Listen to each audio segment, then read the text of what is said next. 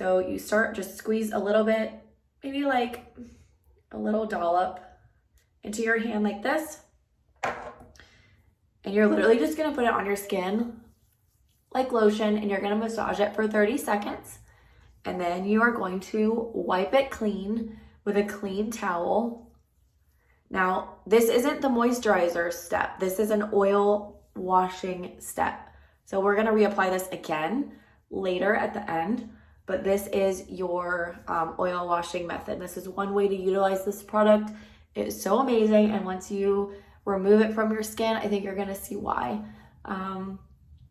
Again, you're gonna get into all those little areas, any dry patches that you have, you're really gonna want to massage it. And then you can go down onto your neck as well.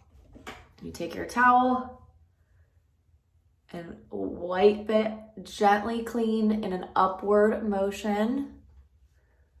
And then along the jawline back.